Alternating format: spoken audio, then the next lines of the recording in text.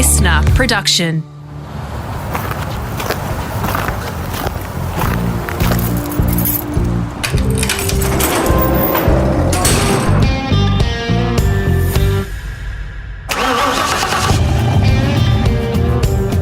I'm automotive commentator and journalist Greg Rust, and this is Rusty's Garage. I've done a little road trip for this episode from Melbourne, where I've been working, to Albury on the New South Wales-Victorian border. It's home for Brad Jones and his BJR, or Brad Jones Racing Supercars team, which has entries in all tiers of the sport and has occupied a few buildings in the little cul-de-sac that has been home for this operation now for decades. While most teams are either in Brisbane, the Gold Coast, or Melbourne, the Jones boys made the rural setting work.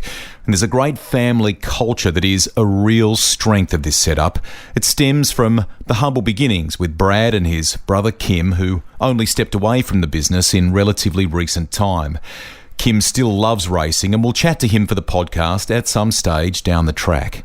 His son Andy has impressed on the broadcasting side when I've worked with him and has driven successfully for this squad too.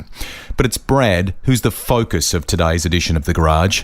Many of you have requested this one, so I'm really pleased that we can finally do it and record it in person in the boardroom at the race shop. We'll chat about he and Kim, their early days, the big names that came around for post-race barbecues when they were growing up thanks to their dad's deep connection with the sport, making ends meet as Brad tried to carve a career behind the wheel, memories of the great Peter Brock, the late Jason Richards, his close friendship with Hall of Famer Neil Crompton, a cool memory with Barry Sheen, a car you may not expect that he is especially proud to have driven, bit of NASCAR, Oscar, super touring in those awesome Audis, his son Macaulay's own career, and we'll tackle some of your questions. Because there are so many, I tried to wrap them up generically in the chat. We couldn't get to all of them, but I'm very grateful for the messages, and I'm sorry if I didn't thank you personally as the conversation unfolded for those questions. Some stories you may have heard before. Others I'm glad we unearthed or went a little deeper on. Full credit to Brad for sharing. I've known him since my first major commercial TV jobs when I covered the 2 Litre series for Channel 10. He's always had a great sense of humour and a terrific way with words. That rapport and his animated style of conversation oozes through the microphone to make this one of our most memorable episodes, and I'm very proud to have helped him share it. But I know there are so many more tales tucked away. What a life. This special episode is brought to you by a mutual Supercars partner in Pizza Hut. We begin with early life around the twin towns, Albury and Wodonga, on either side of the Murray River, and the legendary Hume Weir circuit, and the stars that would drop round once racing was done to the Jones house for a barbecue. My life in car racing started very early on. My dad, it would be remiss of me not to tell a little story about him. He came from Holbrook originally, and he was into horse riding and used to ride in rodeos and things.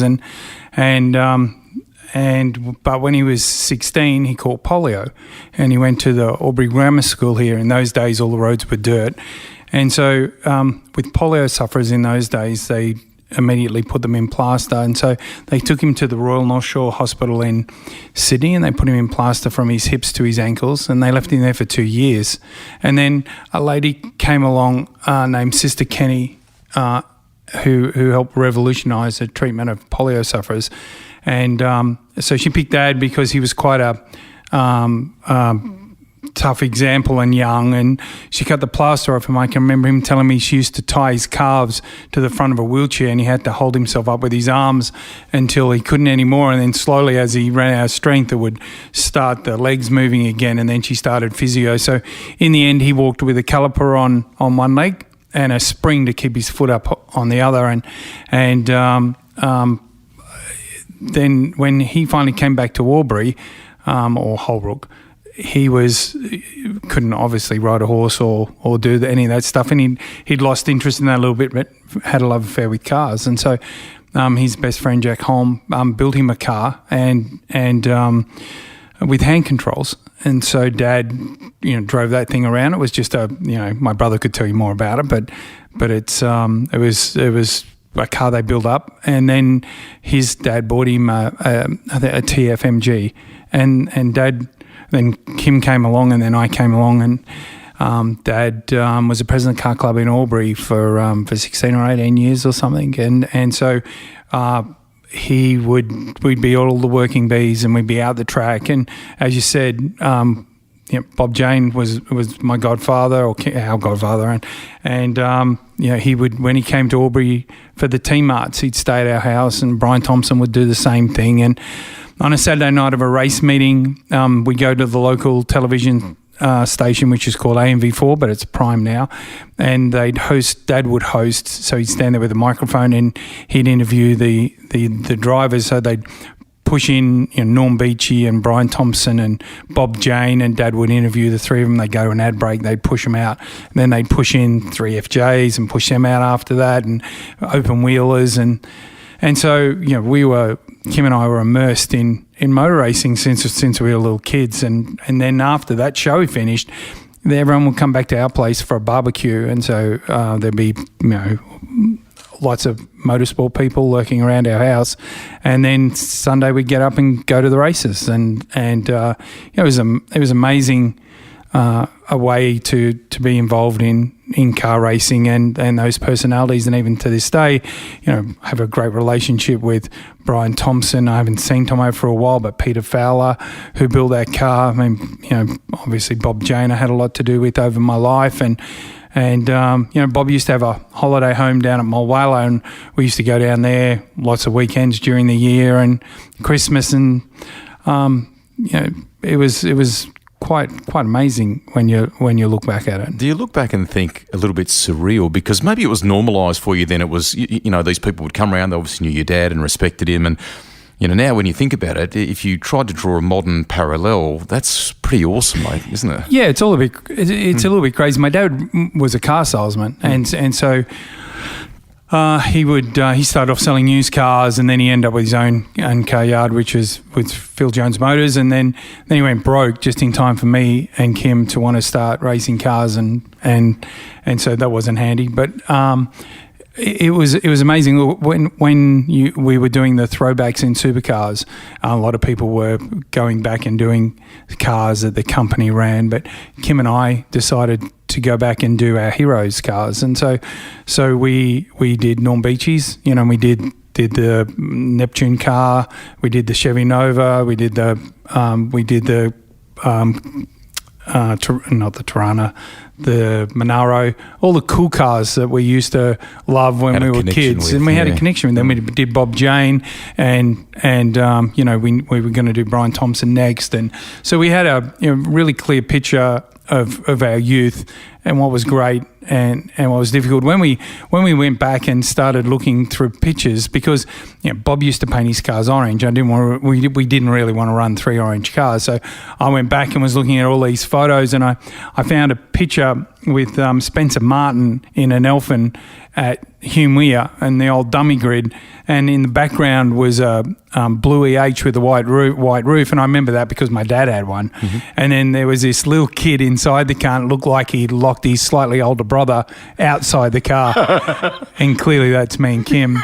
And then my dad standing at the back a bit, and it's, that was for us. That was growing up. It was an amazing time, and as you said, you never think about it too much. I can remember our next door neighbour, his name was Stephen Morecombe, and he started racing cars late in life and ended up with a Formula 2 car. But they did an interview in Auto Action with him and said, what was one of the earliest memories of motorsport. And he said he can remember waking up one morning and looking out his window and seeing a dragster in his next door neighbour's yard, and that was in under the carport at our place. It was Ash Marshall's dragster, awesome. Who was the Australian champion at the time, and he was a friend of my dad's, and they were going through, and so they backed the dragster under the carport and left it there for the night and stayed the night at our house, and away they went. So it was crazy times. You take it for granted when you're a kid. It doesn't really mean that much to you, but I've got a poster on the wall in my office. I don't have much stuff in my office, to be honest.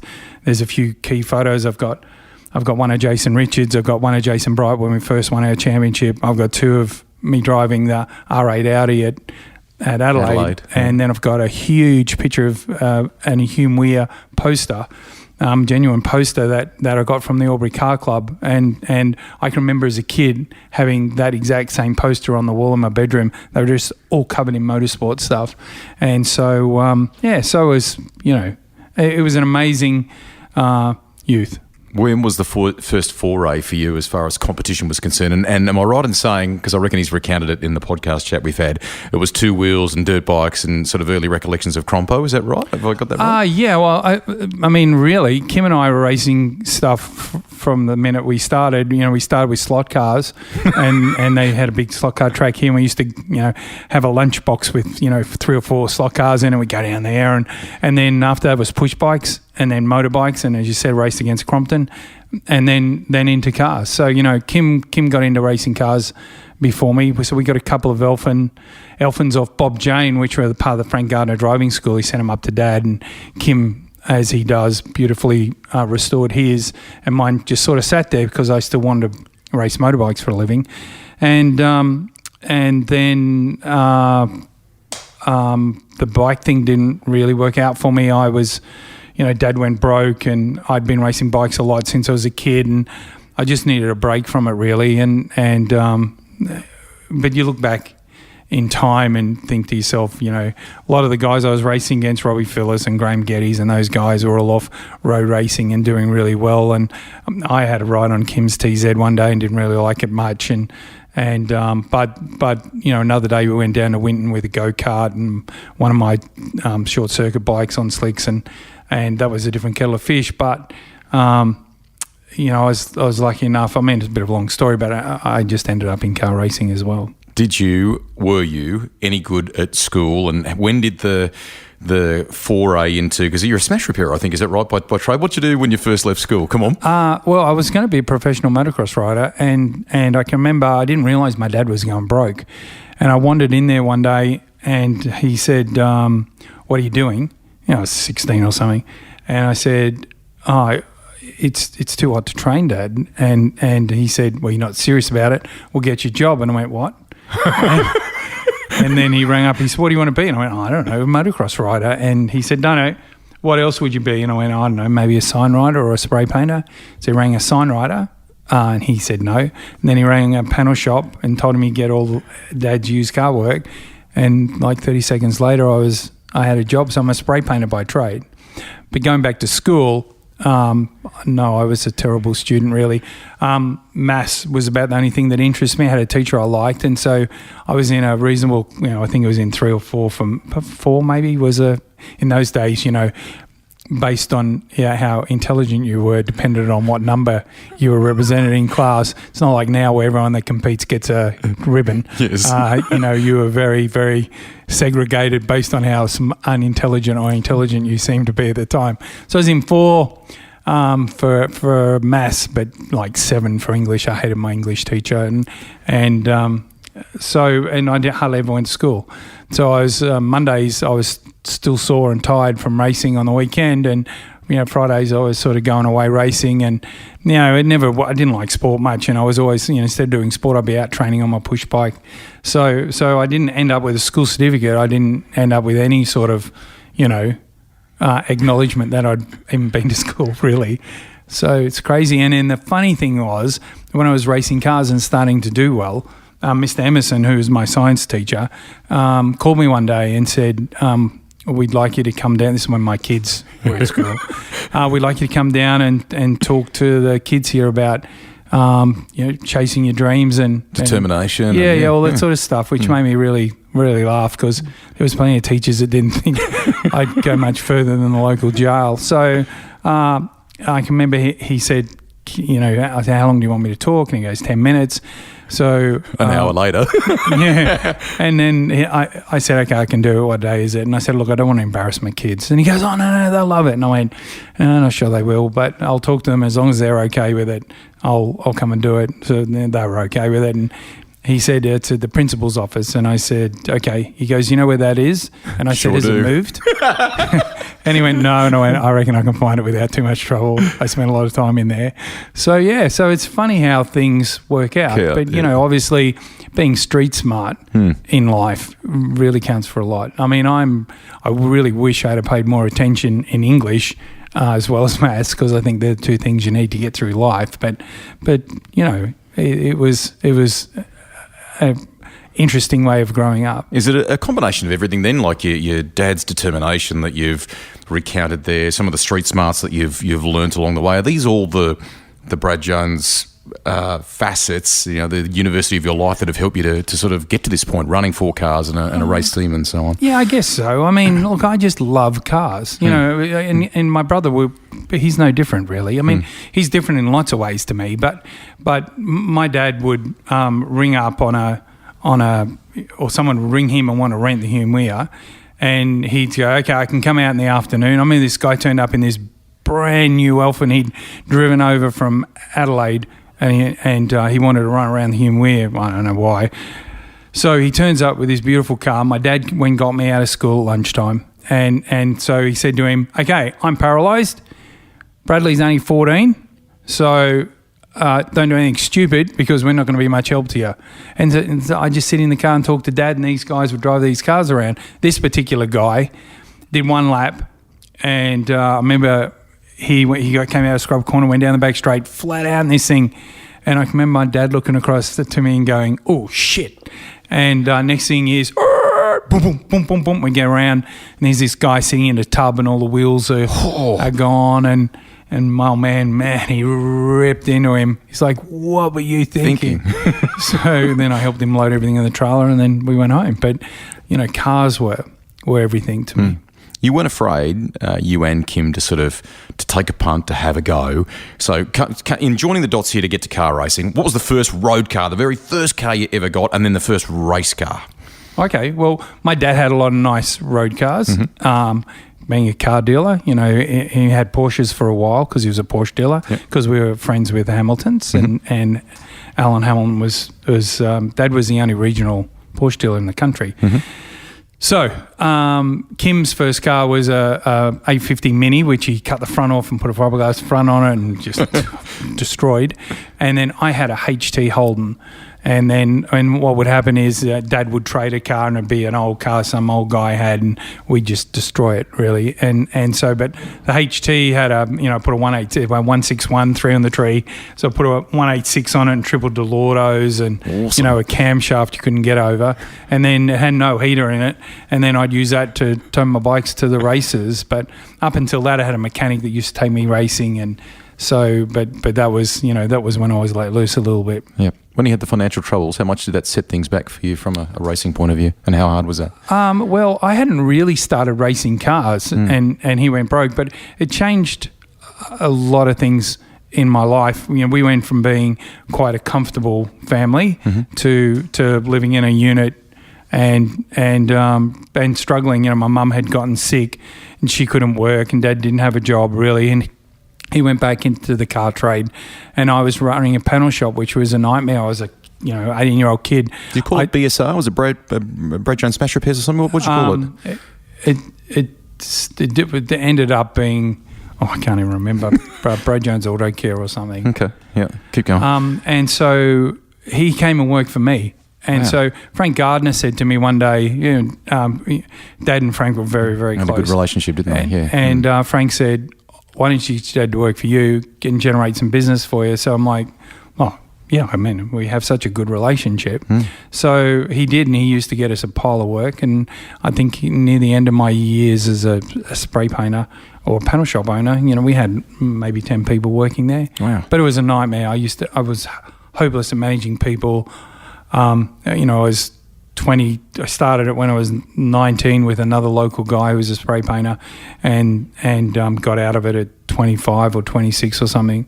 And honestly, they were probably the worst years of my life. Were they? Were you sworn off it then? Because as we sit here now, I mean, you've been in this building that I'm talking to you in for quite some time. I think even Malibu Boats started here way back in the day. I think, didn't they? Just next door in one of the sheds where the cars are. Yeah. So what happened was Kim drifted in and out of a few jobs and things. And so we started with Formula Fords, and Chris Davison came along, and I raced Kim's car at a race meeting. I mean, I used to flog around here in cars, and we used to race around at night and just testing crazy stuff that you could never get away with now. Yeah, I mean, we were actually looking for cops to chase us. So you couldn't do any of that stuff nowadays. And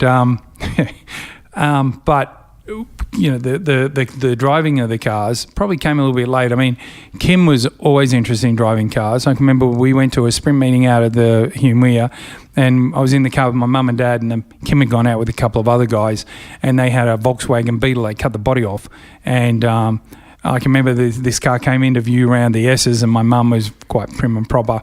My dad's driving, we're in a 132 Fiat, and my mum says, "Oh my God, Philip, look at that little boy driving that car. Who would be silly enough to let their little son drive that?" And as the car went past us, Kim turned and waved. Awesome. And that stifled his career for a while. She got Dad to drag him out of that thing, and I reckon he got behind the wheel again for a while. But Kim kept the Formula Ford. Dad was really, he had a great group of friends who really helped them, and they put together a little group that helped make the payments on Kim's car because it was on finance, and Kim started racing that, and I'd come along and help, but I'm no help because I'm not much of a mechanic. But Kimmy would race that, and then I had a race at Winton in it. It was my first race, like a state round. I raced against Chris Davison, and Kim had raced before that, and anyway, Chris saw something in me and decided to help me, so he organised for me to go and test the 002 Elwyn, that Wally Story fantastic. and Elwyn Bickley built, and so we went along and bought that on finance, but Chris organised Bisley Mineral Water as a sponsor, and he came to the races, and that was the start of my relationship with Wally Story and all those guys, because that was like the really clicky, fast Formula Ford click, and honestly, I was lazy like you couldn't believe, and I can remember going out to Amaru once and forgetting my driving suit, leaving it back at Brad Hayward, who's a mate of mine who used to race sprint cars, but I left. And it was like an hour and a half drive, and so I missed practice, and I was just stupid and young and didn't understand enough about it. But as the years went by, I sort of worked it out eventually. There must have been a level of natural ability that people picked up on. I mean, there was a good yarn that you told Noons about Kevin Bartlett, and some of your early recollections of him and almost trying to outbrake each other and winking across at him or something along those lines. He became another figure that would sort of be in the background and help you along the way, wouldn't he? Yeah, it was an interesting. I was always bitter is the wrong word. Frustrated is a better word. I was a bit frustrated.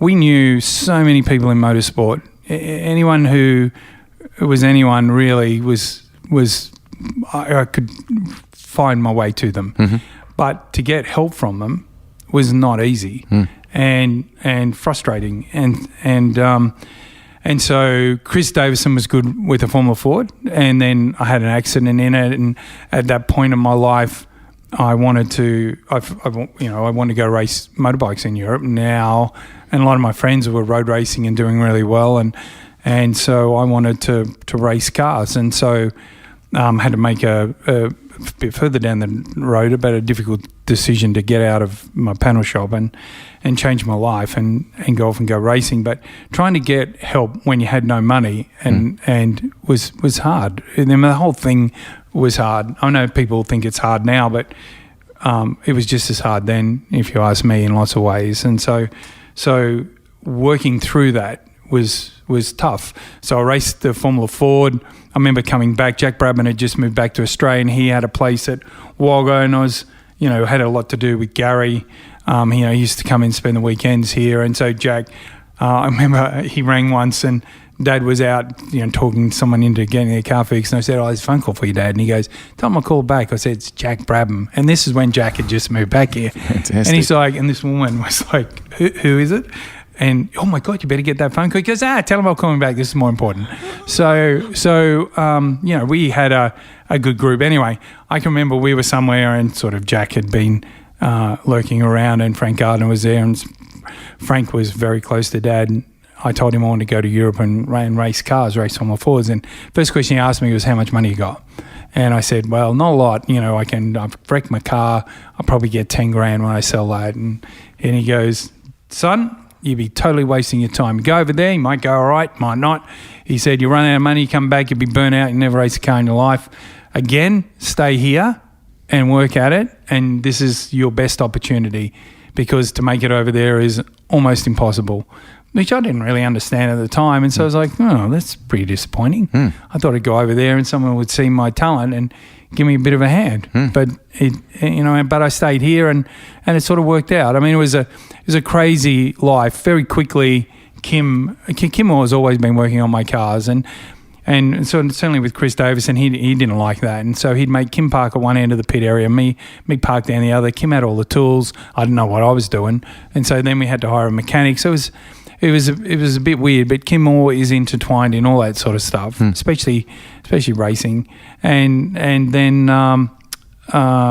I got the opportunity to go and test the Mercedes that Brian Thompson and Peter Fowler owned at that point in time, and then I got to race that for a few years, and that was crazy, going from a Formula 4 to a sports sedan. Awesome car in various guises or iterations. It was a very cool thing, wasn't it? Yeah, it was, and fast, and like at the end when it had twin turbo engines in it, we raced it at Sandown against all those Porsches that came out for the World Endurance Championship. I mean, it was as fast as those things in a straight line. Crazy. You'd brake at 300 and they'd brake at 50, so that was a bit unnerving. But it was.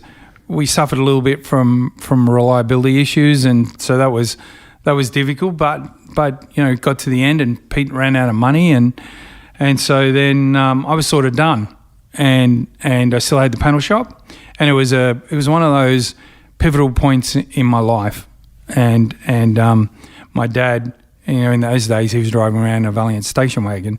And he'd rung Alan Horsley, who was a secretary of the car club in Albury, but Mazda, he ran Oran Park and he ran Mazda after that, the racing team there. And so Horsley said to him, you should get into production car racing. If that kid's got any talent, he'll go okay.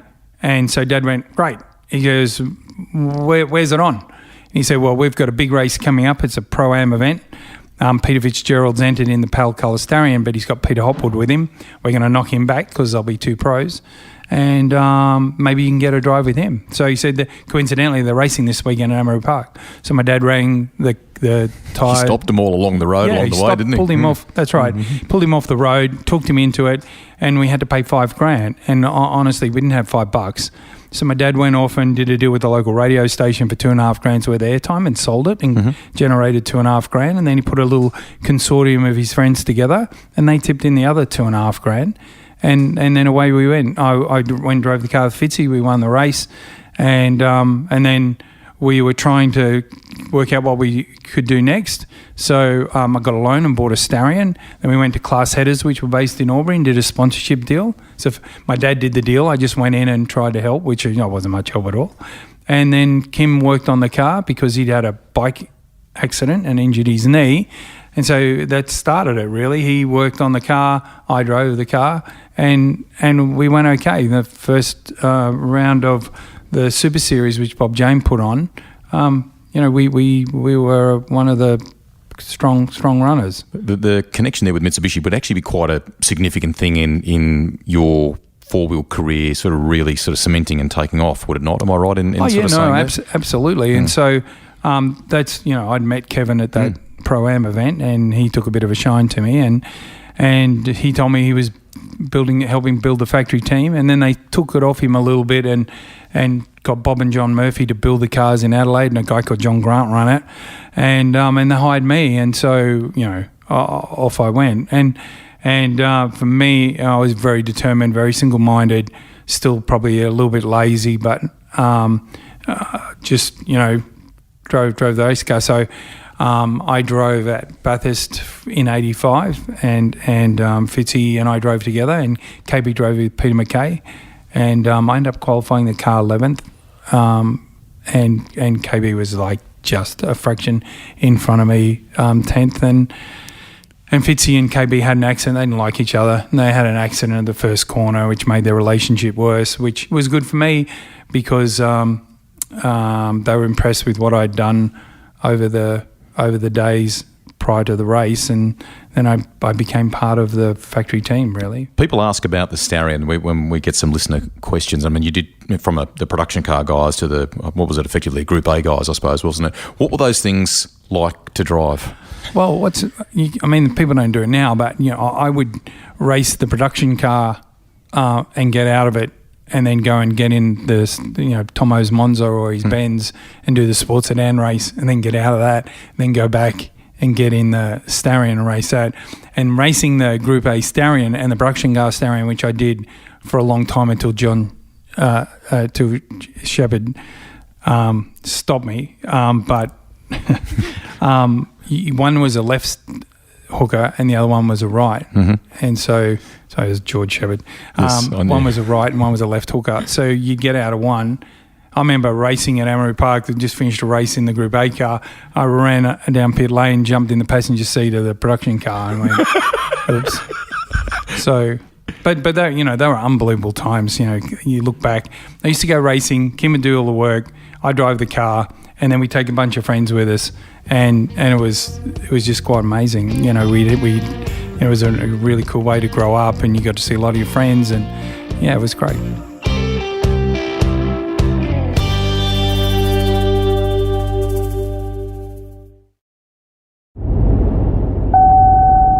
I don't know if anyone's been driving around Melbourne recently, but boy oh boy are the roadworks really going on right now.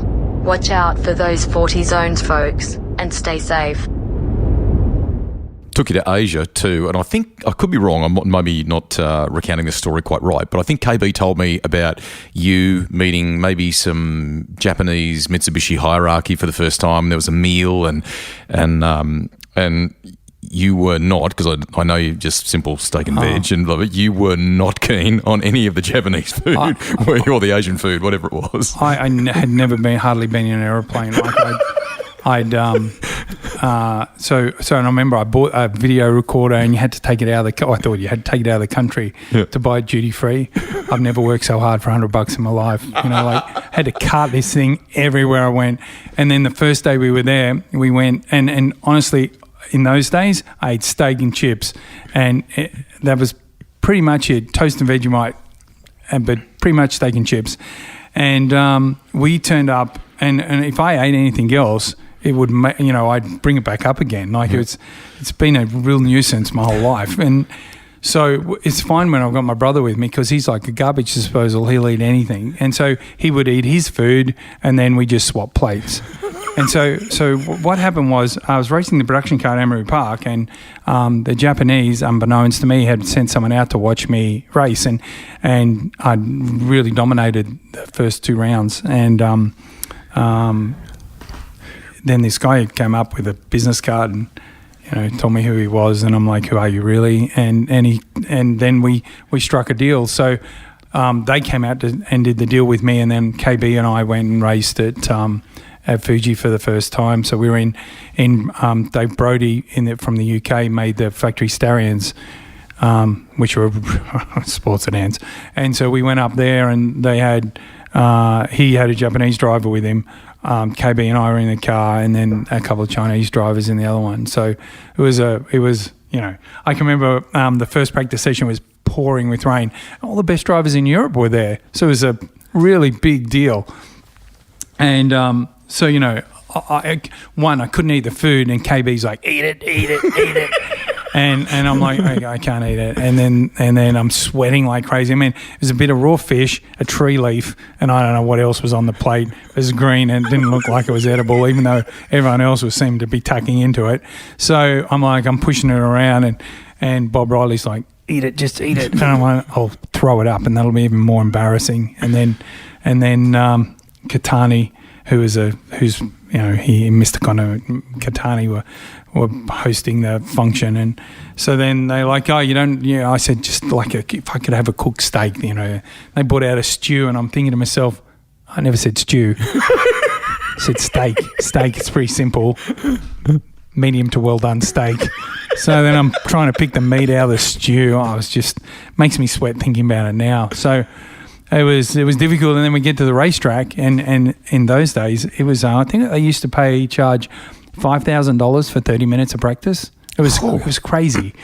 And so it was wet, and so I'm standing there, and KB's like, "What are you doing?" And I said, nothing. I'm just waiting for you to jump in the car. And he's like, "Get dressed and get in." "Oh, I'm in first." "Yeah." So I'm in the car. It's pissing with rain. So I'm out running around, and I come in after 3 or 4 laps, and I start to hop out. And he's like, "What are you doing?" I'm getting out. And he's like, "I'll tell you when to get out." Okay. So, I'm banging around and starting to go all right. The next session, I'm standing there in my gear, and he's like, "Get in." And I went, "Okay." Still raining. So I'm in, belled around and getting pretty comfortable and going pretty fast. And, we were looking pretty competitive. And then by the third session, still pouring with rain. I just didn't even ask, got in the car, off I went, smashed it out. And we were really, from competitive. I remember we were quite competitive. And then next day, I would roll into the garage with my suit on, and didn't ask anything. Jumped in the car. It's still wet, but it's almost dry. It's like just drizzling. And so I bell around and I do about 3 or 4 laps. I come firing into the pits, and I'm on the radio. It's dry enough for slicks, and I pull up, and KB flings the door open and goes, "Get out."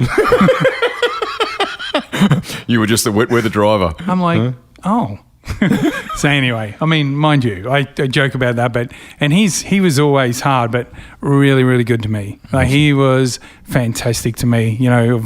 Through my career, lots of people, when I reflect, have been an important part of helping my growth and getting me to where I was, but him helping me get that opportunity made a big difference to my life, and I'll be forever grateful to him for that. What are the biggest kind of lessons from a legend like that? What do you reckon was the big takeaway from Kevin Bartlett? Don't get drunk the night before you're racing.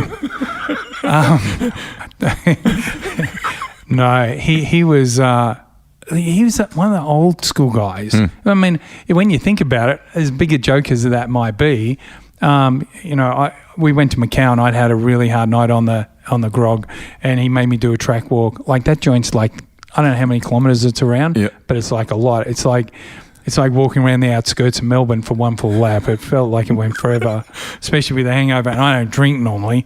So he would just, a lot of people would look back and go, old guys, heading towards the end of their career, but he was just really helpful. He was hard but fair with me, and I couldn't ask for a better mentor, to be honest. He was really good. Made me eat shit I didn't like, but he was great to me. He was really good. Are you starting at this point to feel comfortable, like I can maybe make a life out of this, a full-time, you're going international, you're seeing, some star drivers that you're racing against, or was it still a bit, paycheck to paycheck? Well, Kim and I had our little business going on the side, which paid for his life, and then I would go off and do this, and that's how I'd make a living. And by now I'd raced against some of the best European drivers in the world. And I was, the following year was more of a light bulb moment for me, if I'm honest. I got to race up. I raced in the domestic championship, so I was racing here in Australia. So Doug Stewart had started to get involved in my program, and I wasn't, it's so much money, but back in those days you don't really realise. Anyway, it didn't work out. I was probably a bit too well connected to the Japanese, and not what they wanted. And they clearly wanted Tony Stewart in the what was it? Tony Scott in the car, and so it just didn't work out. I drove as far as I could, but I was probably a bit of a handful on the other side of that. But I just, if they could separate me from that deal, that was better for them, I reckon. And Doug was very well connected with Rally Art, and everyone had a high regard for him, and he sold me the dream, and wasn't quite didn't quite work out that way. So then the Japanese still had held me in good stead. Yeah, I guess. I'm trying to... No, you're playing it down. Keep going. Trying to find the right words. But they offered me a job up there, and then so I'd fly up and race in their domestic championship. And that was, for me, really good because I was clearly in the second car, but I was able to go as fast as the two lead drivers in their car. And so I was paid and looked after by the marketing department, a guy called Mr. Kondo, who was very fond of me and looked after me really well. And then Katani-san owned the cars, but he'd spent so much money on the rally program he couldn't actually fund the racing of them. So he used Kondo's money to... So the deal was you had to take the little boy from Australia. And so they didn't like it. And so it was the first time I'd ever really experienced, racial tension and against myself, which is... you just don't think that's going to happen. Not what your I was DNA. used to. And so, but it was good for me. I went up there and raced and was, found my feet and learned that I could race against some of the best guys, certainly in the country, up there and do quite well. And then at the end of the year, I raced in the Starion with Nakaya, but we raced against Tom Walkinshaw, turned up with two Jags. The factory Volvos were there, Grice was there, Brock was there, all Snitzer were there, all the very best of the best, and qualified second. Super. Yeah, so it was, and that was probably more of my moment of, okay. That's the light bulb moment you were talking about? It was a pretty cool moment for me. By then I was starting to get a bit agitated that I couldn't get a drive in Australia in stuff, but I could go up there and what was unfortunate was the Sierra came along soon after that and it really changed touring car motorsport around the world. Certainly in Japan, Mitsubishi felt that the Starion would never be a match for it, and so they went from offering me an opportunity to race in touring cars, Mirages, and help fund me into an F3 program to nothing. I was back here. So that was sort of disappointing.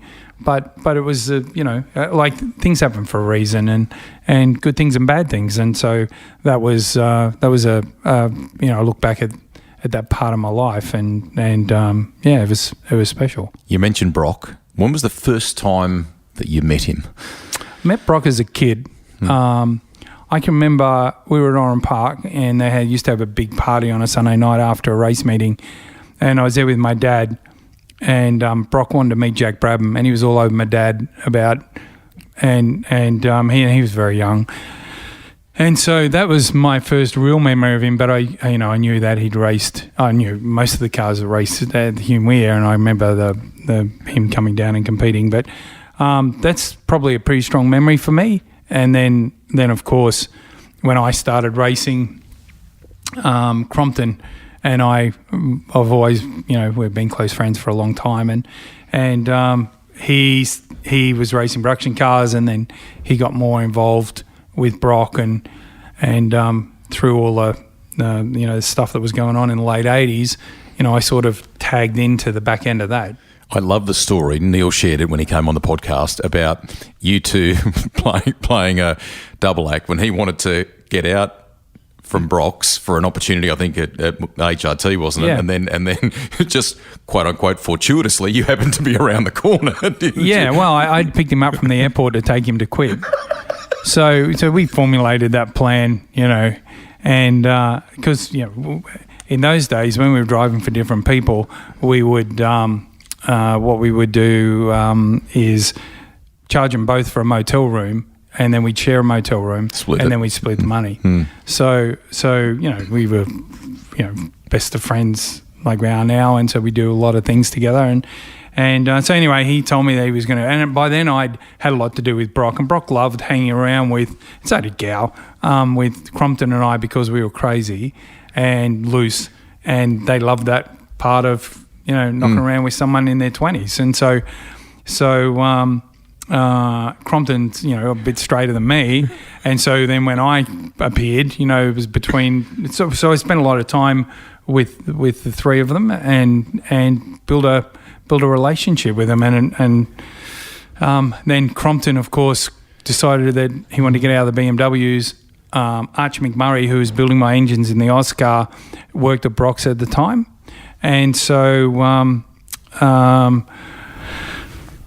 we just end up with a bit of a relationship, really, and so but it grew strong really quickly. So Brock, I guess, when Crompton quit, I dropped him off. He walked in. I was parked around the corner, came back, and then he got out. I went in and said to Gal and Brock, "Hey, what's going on?"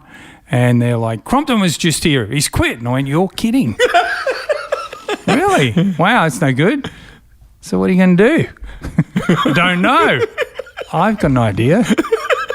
So I did a deal with him on the spot. Yeah. And I've always, Gal and I are still friends, and, I've got it.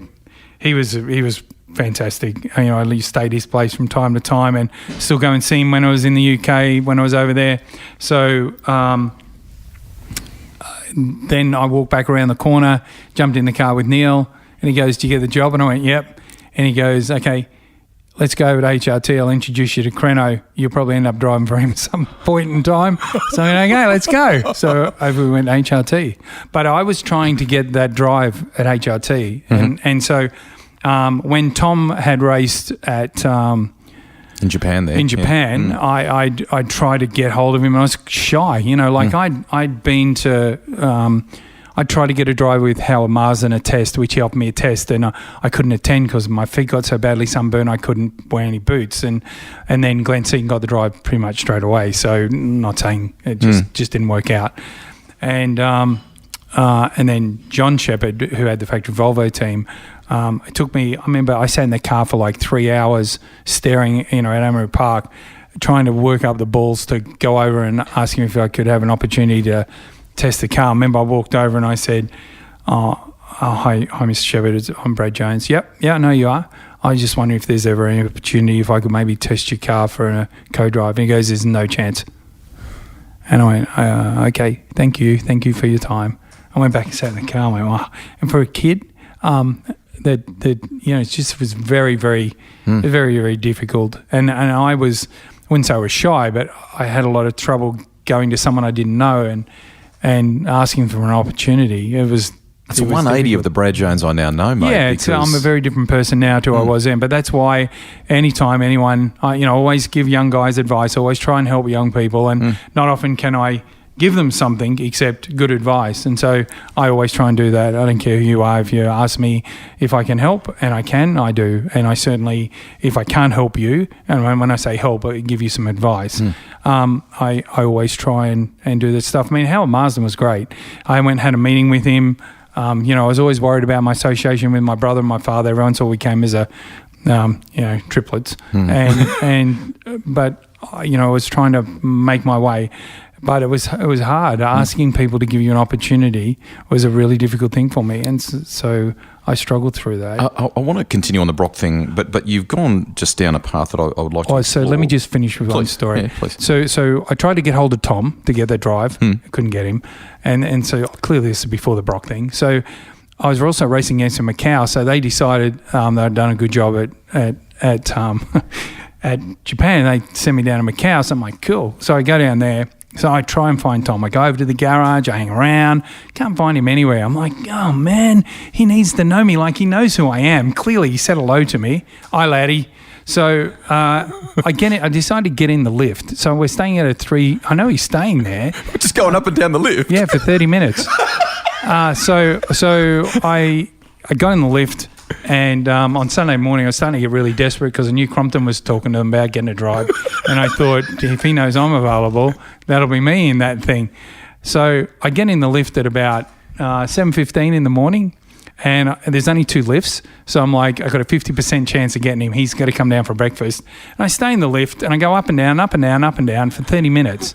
And it gets to 7:45, and I'm like, damn, I missed him. He must have gone down the other lift. So I'm sort of downtrodden. I'm standing in the lift. I'm looking at my feet.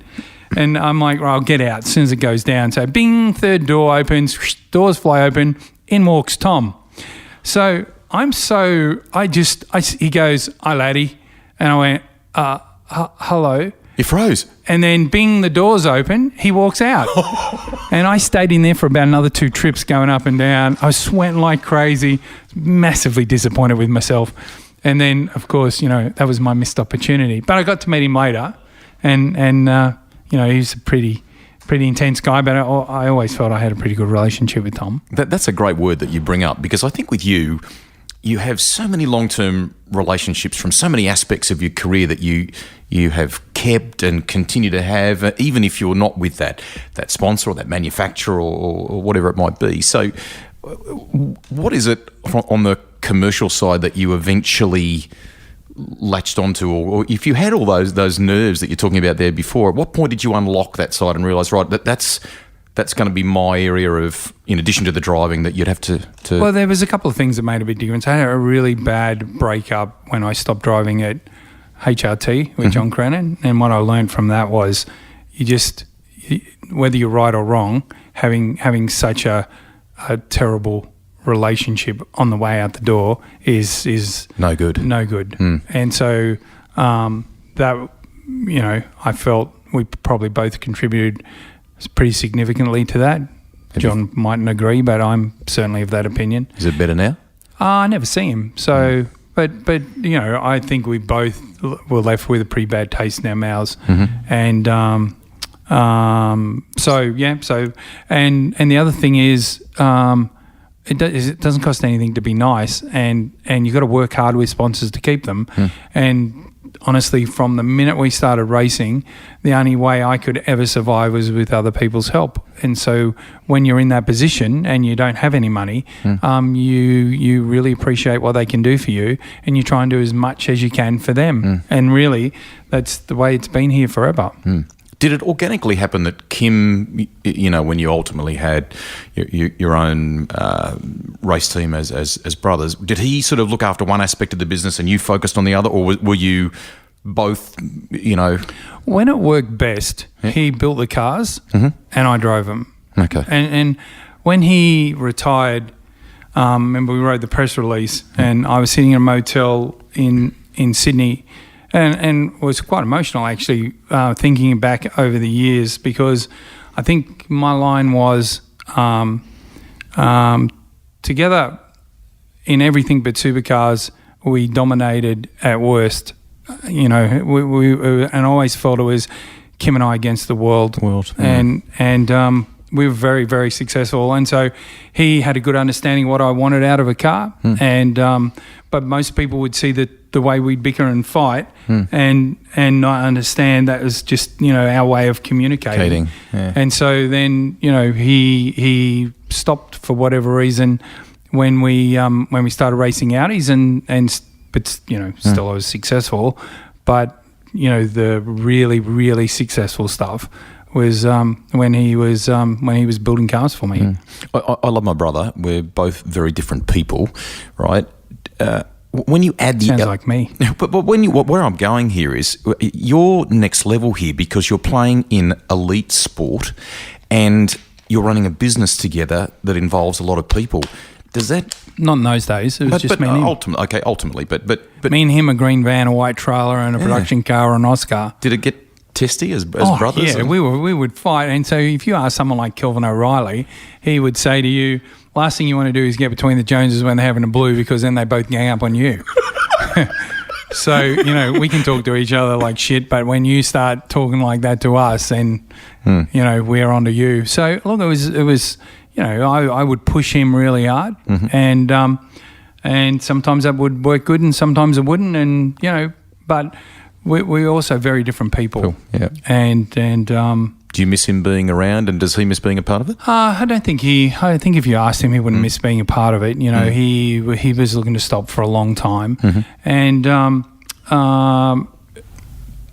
for me, it's different now. But I'm more than comfortable with it, and we still talk, but this is at a different place now. So I enjoy having full control over what's going on at BJR, and he enjoys not having to go to work every day. And so it was hard at the start because we've seen each other every day for 40 or 50 years, and so but he was at a time where he wanted to stop, and it took me a long time to see that. But and I was nervous about doing it by myself, but it's worked out okay, and it's given me an opportunity to involve my family a little bit more. So, my eldest daughter works here, my son's here every day, and life's pretty good. Let's loop back to Brock if we can. What was it like being around him? I mean, you talked about the fun that you brought to the table. Alan Gow, who you're still a great friend with. What was it? I mean, he was such a massive figure in Australian motorsport. Were you not thinking about that sort of stuff, or were you in awe of that kind of thing? What was sort of the early Brock stuff like? Well, I can only probably give you the G-rated stuff. Okay. This is a family show. Do your best, walk up to the line. But I had a good relationship with him. So when I went to, I've got a bit of a quirky sense of humour. Yes. And I was a bit, like I said, loose when I was younger. But in those days, got to know Brock. It started when we went down to his place to finish building our Oscar, and Kim and I really looked for classes of racing where the prize money was exceptional because that's how we lived. And it was. Yeah. And so we missed like the first year of that, and then we turned up, we went and saw Arch McMurray and got him to build the engine, and then he asked Brock if we could finish building our car there for our first race, which was the Christmas event. Yep. So we got down there, and Brock, he just appears and...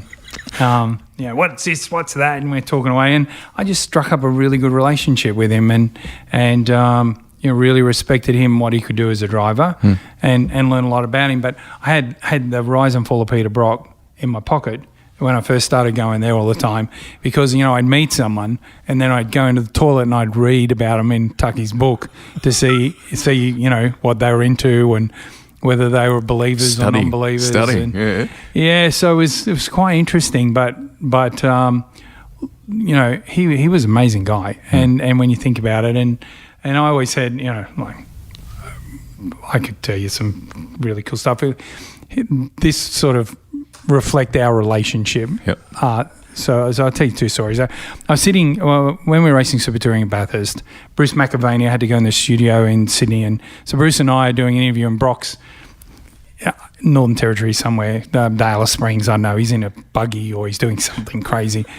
And so, I'm calling Brock. So it's like, so Bradley, how do you think you're going to go at Bathurst? And I'm like, well, Brock, I reckon. So we get to the end of the interview and Bruce goes, why is it you call Peter Brock?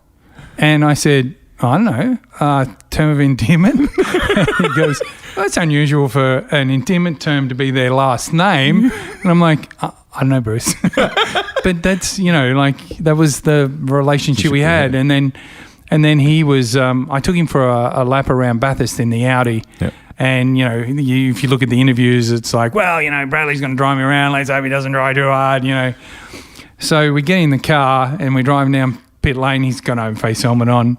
And he looks across at me and he says, nothing to prove here, Bradley. And I looked across at him and I said, want to bet? I said, I find it ironic that the fastest lap you're ever going to do around Bathurst is in the passenger seat next to me. This is gold. I can't believe they're capturing this on television.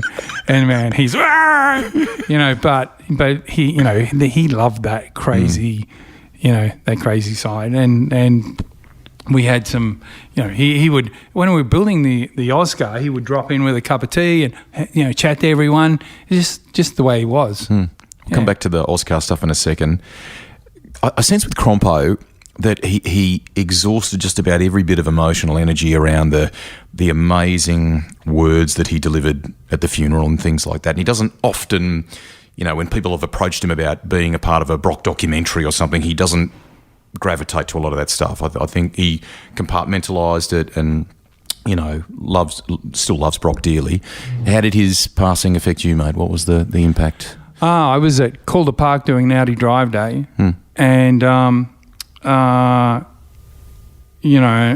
it just reduced me to tears. It was I remember exactly where I was. I was standing on the main straight and I couldn't believe it. But, and honestly, Neil did an amazing job that day. Amazing, yep. And it was just a very sad day, but I think those tarmac rallies and stuff. The thing is, it's a little like water skiing and snow skiing. Mm-hmm. So you can be a great water skier, doesn't instantly mean you're going to be a great snow skier. And then you go and do a tarmac rally, and then you're relying on someone giving you the advice of what the corner is and reading the road. And like road races, they train for years to be able to do that stuff. And I always felt like Peter would drive the car very, very hard at those events, and it was just a very sad way for Brock to finish up.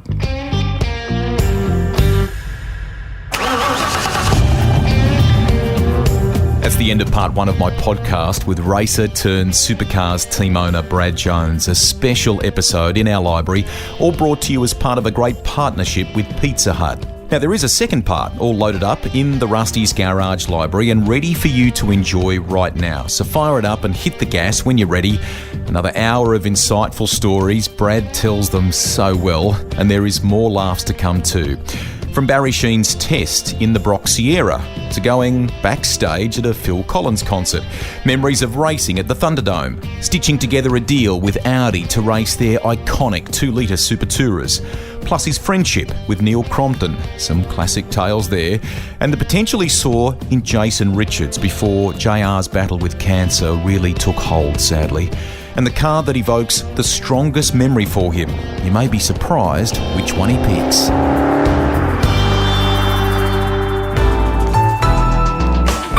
Listener.